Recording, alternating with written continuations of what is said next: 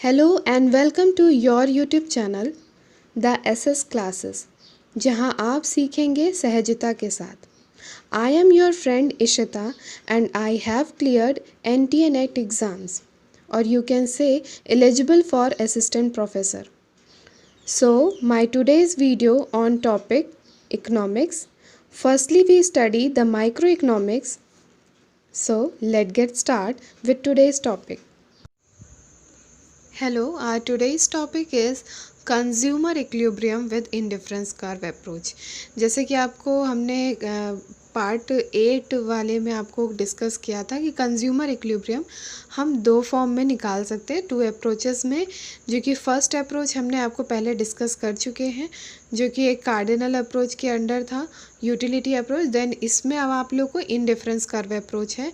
अच्छा, indifference curve का हमने पहले मीनिंग बता चुके हैं, जहाँ पर आपको कोई प्रेफरेंस या फिर कोई रैंकिंग दी रहती है, उसकी बेसिस पे ही आपको कोई भी इक्विलिब्रियम कैलकुलेट करना पड़ता है। यहाँ पास कोई नंबर या यूटिल्स में आपके सेटिस्फैक्शन को नहीं दिया जाता, ठीक है। यूटिल्स और कोई नंबर्स में आपको सेटिस्फैक्शन नहीं दिया रहता, आपको रैंकिंग या प्रेफरेंस के बेसिस पे आपको कैलकुलेट करना पड़ता है। सो चलिए देखते हैं इसकी मीनिंग क्या है। देखिए, इसमें इंडिफरेंस कर्व की मेन मीनिंग क्या होती है, एकदम सिंपल वर्ड्स में लिखा है। Indifference curve shows the combination of two goods, जैसे कि इसमें लिखा है दो गुड्स के बीच का कॉम्बिनेशन रहता है, that yields the same level of satisfaction, मतलब दोनों goods same level of satisfaction provide कराते हैं, सेम, ठीक है, टू द कंज्यूमर, कंज्यूमर को, किसको, कंज्यूमर को सेटिस्फैक्शन मिलती है, वो भी सेम दोनों से। And the higher level of indifference curve shows the higher level of satisfaction. देखिए, इंडिफरेंस कर्व का डायग्राम जो रहता है, ग्राफ, वो ऐसे बनता है, ठीक है, कॉन्वेक्स टू द ओरिजिन, ये कॉन्वेक्स का शेप है, ठीक है। तो जैसे ही अब ये एक हो गया, नेक्स्ट आपका ये इस टाइप के ये बन सकता है, ठीक। तो ये आपका हो सकता है indifference 1, indifference 2 and then this is indifference 3, ठीक है। तो इस टाइप से आपके कर्व डिवाइडेड रहते हैं। तो इसमें यही लिखा है, द हाईएस्ट लेवल ऑफ, यहाँ लिखा ना, the highest level of indifference curve shows the highest level of satisfaction.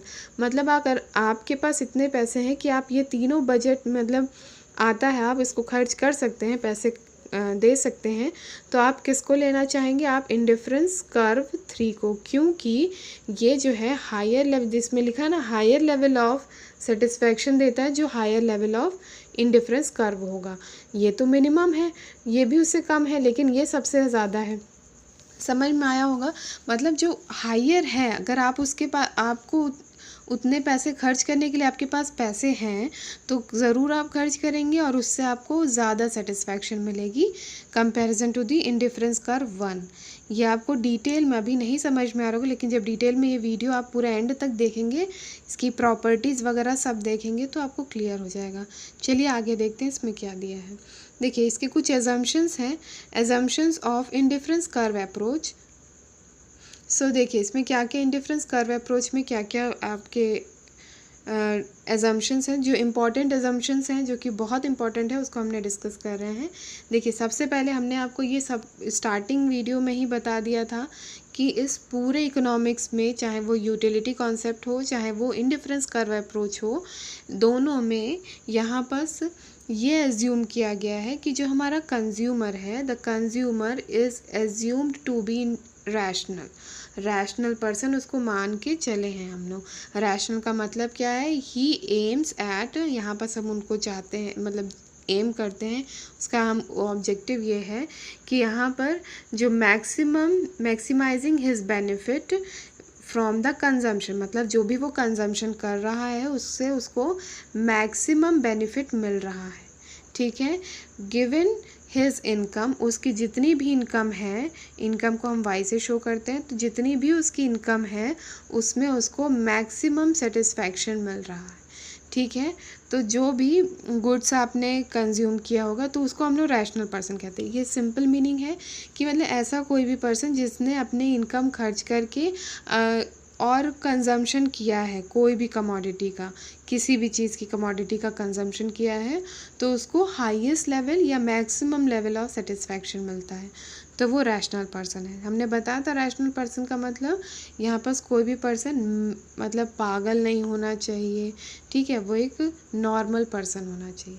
चलिए नेक्स्ट इसका हो जाएगा ऑर्डिनैलिटी। ऑर्डिनैलिटी का मतलब होता है, जैसे कि हमने फर्स्ट वीडियो या सेकेंड 8th या 9th वीडियो में हमने डिस्कस किया है, एक ऑर्डिनल अप्रोच, एक कार्डिनल अप्रोच। तो ये ऑर्डिनल अप्रोच से ही ऑर्डिनैलिटी आया है, ठीक है। ऑर्डिनैलिटी का मतलब होता है जहाँ पर हम लोग रैंकिंग्स में आपकी मतलब आपकी जो यूटिलिटीज़ हैं, आपकी सेटिस्फैक्शन है, रैंकिंग या कोई प्रेफरेंसेस के बेसिस पे ही हम लोग आपको उसको डिस्कस करते हैं। यहाँ पर कोई भी यूटिलिटी नहीं, यूटिलिटी के बेसिस पे हमने या यूटिल्स में या नंबर्स में आपके सेटिस्फैक्शन को नहीं दिखाते हैं, ठीक है। यहाँ रैंकिंग या प्रेफरेंस पर होता है। तो ऑर्डिनैलिटी का मतलब क्या है, देखिए इसमें लिखा है the utility is expected satisfaction that a consumer gets from a given market basket. In difference curve analysis, utility is an ordinal concept. हमने भी पढ़ा कि ये एक ऑर्डिनल कॉन्सेप्ट है जहाँ पर कोई भी ऑर्डर या कोई रैंक बनाया जाता है ताकि जो कि हमारा सब्जेक्टिव यूटिलिटी हो सकता है। सब्जेक्टिव यूटिलिटी मतलब पर्सन टू पर्सन चेंज हो सकता है। जैसे आपको आइसक्रीम ज़्यादा पसंद है, आपको मीठा बहुत पसंद है, आपको आइसक्रीम पसंद है, लेकिन हो सकता है किसी दूसरे पर्सन को आइसक्रीम नहीं अच्छी लगती हो, तो उसके हिसाब से प्रेफरेंस दूसरा हो, ठीक है। इसीलिए सब्जेक्टिव यूटिलिटी का ही मतलब पर्सन टू पर्सन ये चेंज हो सकता है, ठीक है। नेक्स्ट चलिए इसमें आते हैं, मतलब ये मोस्ट इम्पॉर्टेंट है। ये इसमें क्या कहा गया है, diminishing marginal rate of satisfaction. Diminishing marginal rate of satisfaction का मतलब क्या होता है, देखिए अभी तक हमने क्या पढ़ा था, बहुत सारे कर्व पढ़ चुके हैं, लेकिन देखिए इनडिफरेंस कर्व अप्रोच जो है, यहाँ पर ये जो एक स्लोप है, इस स्लोप का कुछ नाम होगा। तो इस स्लोप का रीज़न या इसका नाम क्या है, एमआरएस। एमआरएस की वजह से ही आपको इंडिफरेंस कर्व इस शेप में दिखता है, ठीक है। चलिए इसमें देखते हैं diminishing marginal rate of satisfaction का मतलब क्या होता है। लिखा है scale of preference are ranked in terms of indifference curve. यहाँ पर जो हमारी प्रेफरेंस है उसको हम लोग किस फॉर्म में दिखाते हैं, इंडिफरेंस कर्व में, ठीक है। नेक्स्ट लिखा है indifference curve is a downward sloping. देखिए नीचे की ओर गिर रहा है, ऐसा तो नहीं कि ये ऐसे करके ऐसे जा रहा है, ये कॉनकेव जो था ये अपवर्ड स्लोपिंग था, ठीक है। तो ये जो है डाउनवर्ड नीचे की ओर गिर रहा है, ठीक। नेक्स्ट लिखा है इसमें और कॉन्वेक्स टू द ओरिजिन, हमने बता दिया है कॉन्वेक्स है to the origin. And the slope of indifference curve is the marginal rate of satisfaction. ये रीज़न क्या है, अगर कोई पूछेगा ऐसा क्यों हो रहा है, क्योंकि एमआरएस जो है वो गिर रहा है, ठीक है। वाई, बिकॉज एमआरएस फॉलिंग या diminishing of marginal rate of satisfaction, ठीक। इसमें लिखा है एमआरएस का मतलब अगर कोई आपसे पूछे क्या होता है, तो it is defined as a amount of good Y the consumer is willing to give up. जो अपना दे रहा है, मतलब जैसे गुड वाई जो है उसको वो सेक्रीफाइस कर रहा है और गुड एक्स को वो इंक्रीज़ कर रहा है, ठीक है। ये जो कॉन्सेप्ट था इसकी वजह से ही हमने एक चीज़ को गिराया या एक चीज़ को सेक्रीफाइस कर रहे हैं और इसको एक्सपैंड कर रहे हैं। तो वही लिखा है good Y the consumer is willing to give up to consume the additional unit of good X, ठीक है, while leaving the total utility unchange. जो हमारा टोटल यूटिलिटी मतलब टीयू चेंज नहीं हो रहा है, समझ में आया। तो मार्जिनल रेट ऑफ सेटिस्फैक्शन का मतलब क्या हुआ, एक ऐसी सिचुएशन, या ये तो हमने बहुत बार डिस्कस किया है कि जहाँ पर हमने गुड वाई को मतलब एक गुड को इंक्रीज़ करने के लिए हम दूसरे गुड को सेक्रीफाइस करेंगे, तो उसके बाद एक टाइम के बाद हमारे उसकी यूटिलिटी जो है वो धीमे धीमे गिरती रहेगी, ठीक है। तो वही चीज़ है। तो इंडिफरेंस कर्व का यही मतलब होता है कि यहाँ पर हमारा रेट, रीज़न क्या है, क्योंकि यहाँ पास रेट ऑफ सेटिस्फैक्शन जो है वो डिमिनिश हो रहा है या गिर रहा है। चलिए अब आगे बढ़ते हैं। नेक्स्ट इसमें लिखा है मोनोटोनिक प्रेफरेंस। ये जो मोनोटोनिक प्रेफरेंस है ये आपका एजम्पशन के लिए तो इम्पॉर्टेंट है, लेकिन यही क्वेश्चन आपके 1 या 2 मार्क्स में भी आते हैं कि ऐसा पूछ लिया जाएगा what do you mean by monotonic preference. इसका सिंपल मीनिंग हम एग्जांपल के थ्रू पहले देते हैं, फिर आपको इसकी मीनिंग समझा देंगे। देखिए एक एग्जांपल ये लेते हैं हम कि जैसे कि आपके पास 2 बंडल हैं, एक बंडल ये है, नेक्स्ट बंडल ये है जिसमें बहुत सारे सामान रखे हैं, बहुत सारी चीज़ें हैं, लेकिन एक मोनोटोनिक प्रेफरेंस मतलब हम जनरली वो प्रेफर करेंगे जिसमें एक एटलीस्ट वन कमोडिटी या वन गुड ज़्यादा होगा दूसरे के कंपैरिजन। हो सकता है इसमें 10 हो तो इसमें 11 हो, तो हम इसको चूज़ करेंगे। तो अगर हम इसको चूज़ करते हैं तो ये मोनोटोनिक प्रेफरेंस हुआ। समझ में आया? क्लियर हुआ?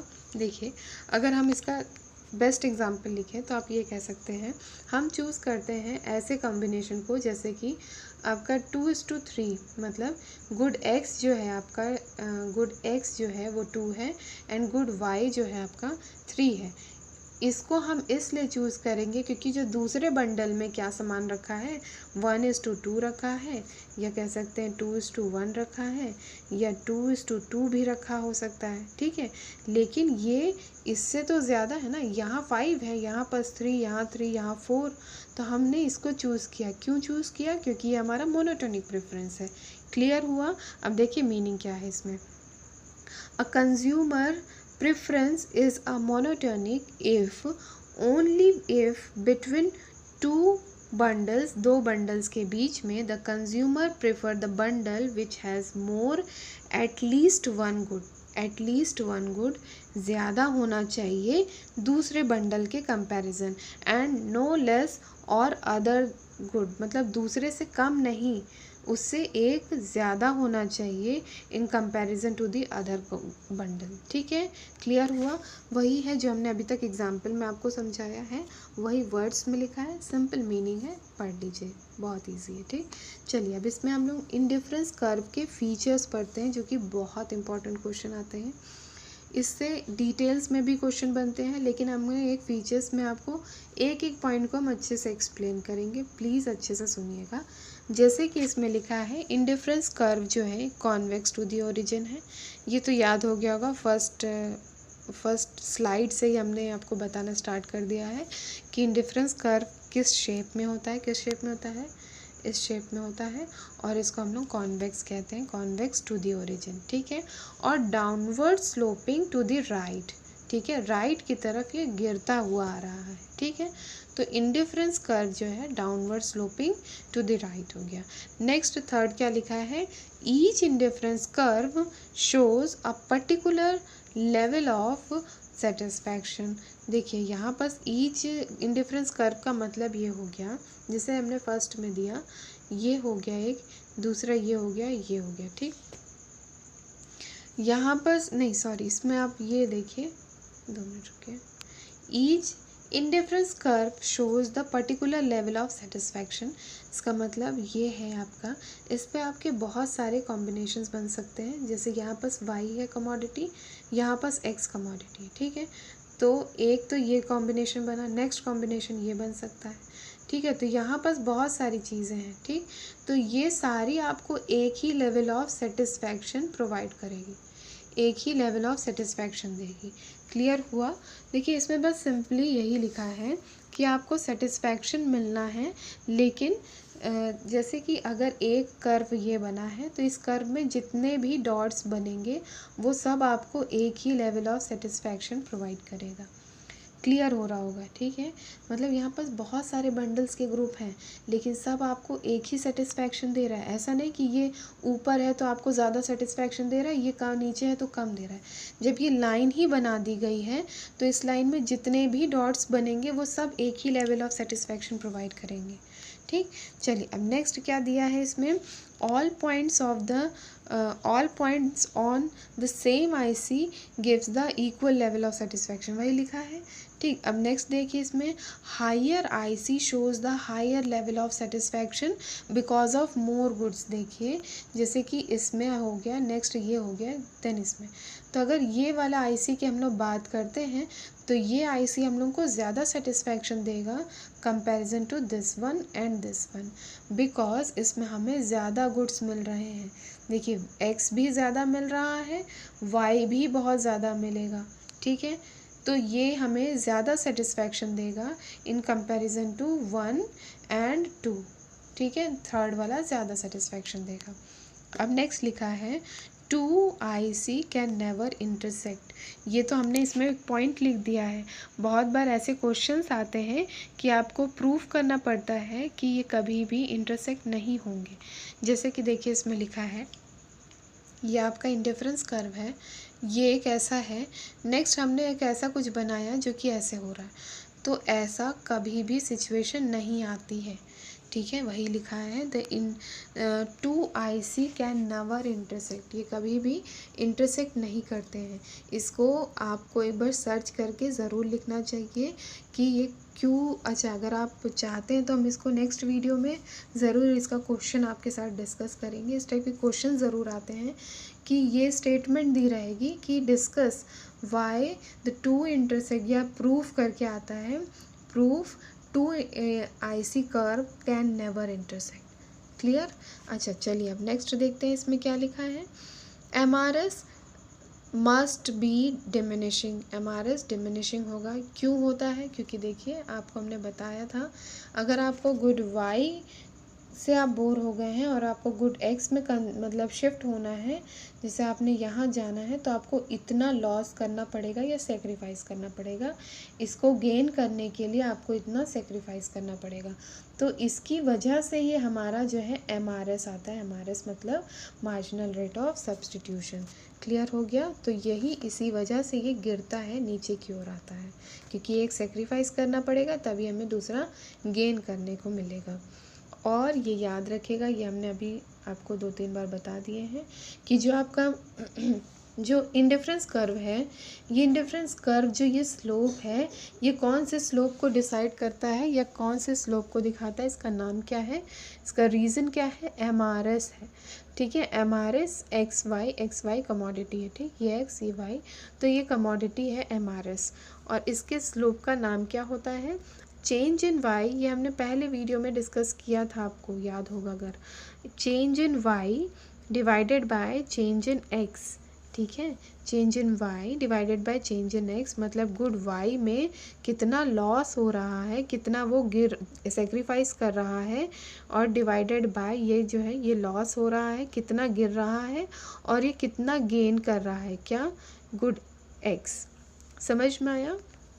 ये हमने किसी आपको प्रीवियस लेक्चर्स में बता चुके हैं कि गुड Y लॉसेस, कितना लॉस कर रहा है, ये कितना गेन कर रहा है। ठीक है, तो ये आपके कुछ फीचर्स हैं, इसको नोट डाउन कर लीजिएगा। इसका डिटेल, हर एक पॉइंट का डिटेल एज अ प्रूफ करके आता है। ठीक है, चलिए हम नेक्स्ट क्वेश्चन देखते हैं। इसमें देखिए, इसमें लिखा है कि बजट लाइन क्या होती है। बजट लाइन जब आपको पता चल जाएगी, उसके बाद हम लोग एक इक्विलिब्रियम पॉइंट निकाल पाते हैं। जब आपका, देखिए ये, अच्छा वो चीज़ हम बाद में बताएंगे, बजट लाइन पहले समझिए। ये आपका ये आपका ग्राफ में हम बजट लाइन दिखा रहे हैं। बजट लाइन सपोज ये आपकी है। बजट लाइन का मतलब क्या होता है, कितने पैसे हैं जितना आप खर्च कर सकते हैं। अब आपके मार्केट में आप गए, इतने पैसे थे आपके पास, और आप मतलब गुड Y को आप इतना खर्च कर सकते हैं, इतना परचेस कर सकते हैं, और इसके लिए इतना, ठीक, X के लिए। लेकिन जब आप मार्केट जाते हैं, आपको कुछ सामान यहाँ मिलता है, कुछ सामान यहाँ मिलता है, यहाँ भी मिलता है, और कुछ यहाँ भी मिलता है, इस पॉइंट पर भी। ठीक है, तो आपको बहुत सारी चीज़ें मिलती हैं। यहाँ कुछ पॉइंट्स हैं जहाँ पर आपको सामान मिल सकता है, लेकिन आप चूज़ कौन सा कर सकते हैं। देखिए, ये भी चूज़ कर सकते हैं क्योंकि आपके बजट लाइन तो यहाँ है, आप उसके नीचे का भी सामान ले सकते हैं। लेकिन अगर आप ये सामान लेंगे तो आपने अपने पैसे बचा लिए, इकोनॉमिक्स के हिसाब से आपने अपने पैसे बचा लिए, मतलब आपने इन्फीरियर गुड परचेज़ किया, तो ये चीज़ सही नहीं है। तो आपको ऐसा सामान लेना है जो कि आपके बजट लाइन पर आए। ठीक, ये हो गया, ये हो गया, सब आपके बजट लाइन पर आ रहे हैं, तो आप इसको तो परचेज़ कर सकते हैं। तो ये आपका इंडिफरेंस कर्व नहीं, बजट लाइन में जो भी गुड्स आती हैं उनको हम लोगों को चूज़ करना चाहिए। हम ये क्यों नहीं चूज़ कर सकते, क्योंकि यहाँ इतने पैसे खर्च करने के लिए हमारे पास मनी ही नहीं है। ठीक है, मनी है ही नहीं। क्लियर हुआ? तो ये हो गया आपका बजट लाइन। मीनिंग देखिए इसमें क्या लिखा है,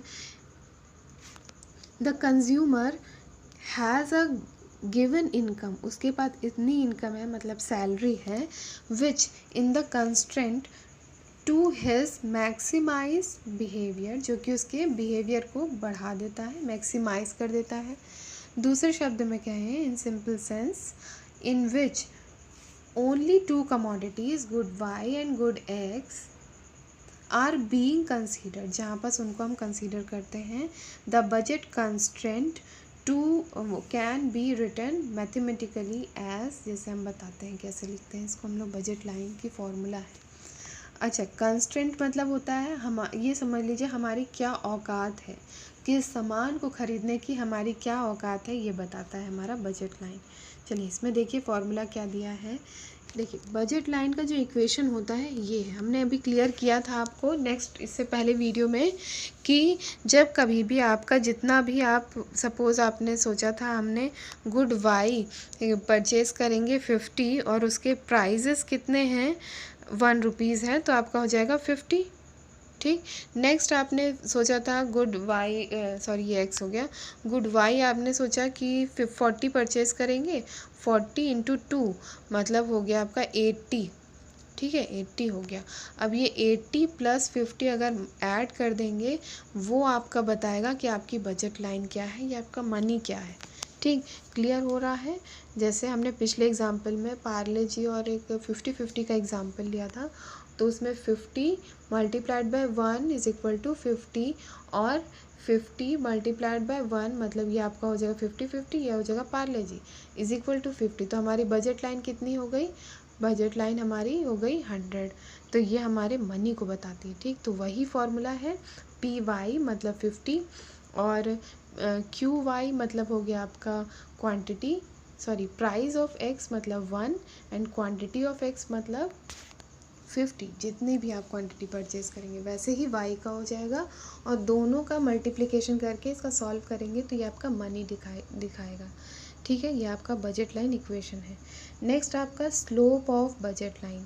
स्लोप ऑफ बजट लाइन मतलब ये हमने बताया ये आपका स्लोप है, और ये स्लोप का ना मतलब इस शेप में नहीं रहता है, ये स्ट्रेट बनता है, ठीक है, ये स्ट्रेट बन गया। और ये जो है इसका नाम क्या है, इसको हम लोग कहते हैं P Y by P X, ठीक है। P Y by P X मतलब जितना भी price of X divided by price of Y, ठीक। ये आपका फॉर्मूला हो जाएगा बजट लाइन के स्लोप का। स्लोप ऑफ आईसी याद होगा आपको, ठीक है। वैसे ही हर एक का स्लोप ज़रूर आता है, तो इसको देखिएगा। कंस्ट्रेंट अभी हमने बता दिया, कंस्ट्रेंट क्या होता है कि आपकी क्या औकात है, इससे ज़्यादा आप खर्च नहीं कर सकते, क्योंकि इससे ज़्यादा आपके पास पॉकेट में पैसे ही नहीं हैं। आपने 100 रुपये लेके गए, लेकिन आप अगर एक बिस्किट का पैकेट और लेना चाहेंगे मार्केट से, तो भी आपके पास 100 से ज़्यादा 1 रुपये का भी आपके पास पैसे नहीं हैं। आप ये समझ के चलिए आपको मार्केट में कोई उधार भी नहीं देने वाला, इतनी ख़राब रेपुटेशन होगी आपकी। ये एक एग्ज़ाम्पल है, समझ के चलिए।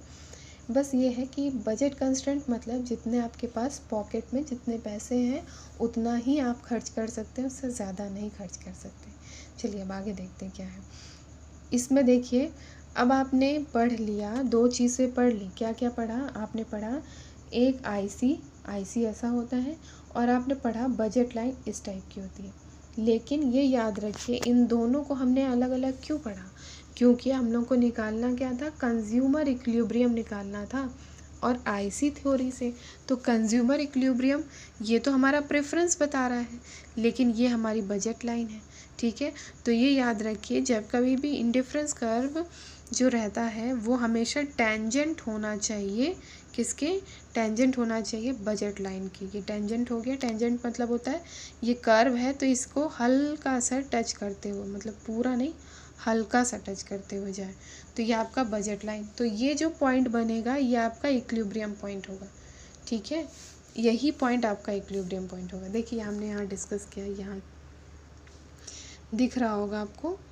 अच्छा रुकिए, अब देखिए इसमें क्या दिया है कि यहाँ पर आपका बजट लाइन दिया है, ये स्ट्रेट लाइन, ये आपकी बजट लाइन है।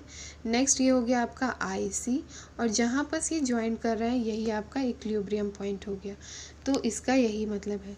अच्छा इसका हम डिटेल तो इसमें नहीं है, बस इसका पॉइंट ये समझिए कि ये इक्विलिब्रियम पॉइंट ऐसे ही डिसाइड किया जाता है। और अगर आपसे कोई पूछे व्हेन, अभी हमने बात कर लिए हैं कि आईसी का स्लोप किसे कहते हैं, एमआरएस होता है। क्यों आईसी डाउनवर्ड स्लोपिंग होती है? क्योंकि एमआरएस नीचे की ओर गिर रहा है, डाउनवर्ड स्लोपिंग है, वो भी फॉल हो रहा है, diminishing marginal rate of satisfaction है, सॉरी सब्सटीट्यूशन है। नेक्स्ट बजट लाइन का स्लोप क्या है? पीसी क्या कह रहे हैं हम, P Y divided by P X divided by P Y. तो ये दोनों जब इक्वल होंगे, इक्विलिब्रियम पॉइंट का मतलब जब आपका ये आपका इक्विलिब्रियम पॉइंट मतलब आईसी और बजट लाइन जो है जब एक साथ होंगे, उस पॉइंट पर आपको इक्विलिब्रियम मिलेगा। तो ये पॉइंट है, इसके स्लोप का मतलब होता है एमआरएस और उसके स्लोप का मतलब होता है, मतलब बजट लाइन के स्लोप का मतलब होता है P X by P Y. तो ये दोनों जब इक्वल हो जाएंगे तब आपका वो कौन सा हो जाएगा, ये आपका इक्विलिब्रियम मिल जाएगा। तो consumer equilibrium on IC theory. ठीक है, क्लियर हो गया। अब चलिए आगे बढ़ते हैं।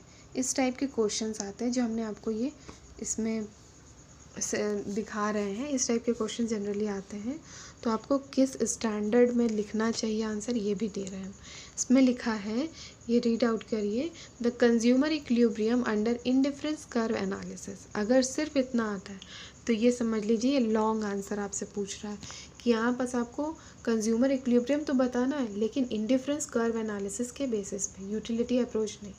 ठीक है, तो आपको यहाँ पर बहुत सारी चीज़ें डिस्कस करनी होंगी। सबसे पहले आपको ये बताना होगा, देखिए हमने इसमें पॉइंट लिखे हैं, आपको डिस्कस अपने, क्योंकि हमने ये सारे पॉइंट्स बता चुके हैं, आपको खुद से नोट्स अब बनाने हैं। तो आपको कंज्यूमर इक्विलिब्रियम के डेफिनेशन आपको पहले दिखानी होगी, फिर बजट लाइन क्या है, इसी वीडियो में हमने बता दिया था बजट लाइन क्या होता है।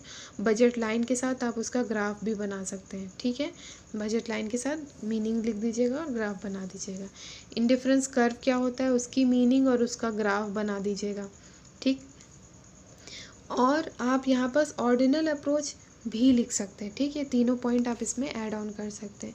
फिर उसमें देखिए, इसमें लिखा क्या है कि अब आपको पूरी चीज़ें देनी है ना, तो इसमें लिखा है consumer is set to be a equilibrium in equilibrium तब होगा when his budget line become tangent. ठीक है, मिला, when his budget line become tangent to his indifference curve which shows the level of satisfaction, जो कि हमें satisfaction level show करता है। जैसे इसमें देखिए यहाँ यहाँ यहाँ, तो इसमें सिर्फ टेंजेंट इस पॉइंट पर हो रहा है, नीचे वाले पे तो नहीं हो रहा है। यहाँ पर 2 पॉइंट पे वो टच कर रहा है, लेकिन यहाँ पर वो टेंजेंट नहीं, टेंजेंट सिर्फ और सिर्फ यहाँ हो रहा है। ठीक, ये तो आउट ऑफ बजट कह सकते हैं, हमारी लाइन ही नहीं है, वहाँ टच ही नहीं हो रहा है। ठीक, तो ये क्लियर हुआ। तो ये आपका आ जाएगा जब दोनों का कॉम्बिनेशन करेंगे, मतलब इंडिफरेंस और बजट लाइन दोनों का। ये ग्राफ दिया है, ग्राफ का मतलब आपको ग्राफ के बाद जो डिटेलिंग रहती है वो आपको इसी फॉर्म में लिखनी है। देख लीजिएगा कैसे फॉर्म में दिया है। यहाँ IC3 भी दिया है, सारे के बीच में कंपैरिजन दिया है, इसको रीड कर लीजिए, बहुत ईजी लैंग्वेज में है। चलिए अब हम आगे देखते हैं। सेम वही चीज़ है। अब यहाँ पर जो हमने अभी ऊपर डिस्कस किया था कि आपका इक्विलिब्रियम पॉइंट क्या होता है, जब MRS of X Y is equal to the P X divided by P Y, वो आपका पॉइंट जो होगा वो आपका इक्विलिब्रियम पॉइंट होता है। ठीक, तो देखिए यहीं पास ये पॉइंट लिखा है, मिला। और ये आपका दोनों का अलग अलग आपका डिस्कस किया गया है कि दोनों के स्लोप क्या होते हैं। फिर उसके बाद ये हमारा इक्विलिब्रियम पॉइंट हो गया। ठीक है, सो इसमें दिया है, एक बार हम रीड कर देते हैं क्या लिखा। The consumer get maximum level of satisfaction only at point E point पर ही उसको सेटिस्फैक्शन मिलता है, जहाँ वेयर IC2 इज़ टेंजेंट, यहाँ पर IC2 टेंजेंट है to the budget AB line का, जो बजट लाइन AB है उस पर IC2 टेंजेंट हो रहा है, और उस पर ही हमारा MRS और change in Y by change in X, ये दोनों स्लोप, ये आपका किसका स्लोप है, बजट लाइन का। ये किसका स्लोप है, इंडिफरेंस कर्व का। जब दोनों सेम हो जाएंगे, ये हो गया, जब दोनों सेम हो जाएंगे तो ये आपका इक्विलिब्रियम सिचुएशन आ गई। क्लियर है, बहुत इजी नोट्स हैं, आप एक बार ज़रूर कंसर्न कीजिएगा। लेकिन फिर भी अगर कोई डाउट है तो प्लीज़ कमेंट बॉक्स पे अपने व्यूज़ शेयर कीजिए ताकि हम अपनी नेक्स्ट वीडियोस में वो आपके साथ आपके डाउट्स को क्लियर कर सकें। और अदर कोई भी टॉपिक पर आपको डाउट होगा तो प्लीज़ डिस्कस करिएगा। अगर ये वीडियो आपके लिए रियली यूज़फुल रही है तो please like this video and share also. और अगर आप चाहते हैं ऐसी ही वीडियो आपको मिलती रहें तो please subscribe this channel and press the bell icon, जिससे हमारी सारी वीडियोस की अपडेट आपको मिलती रहें। Thank you for watching.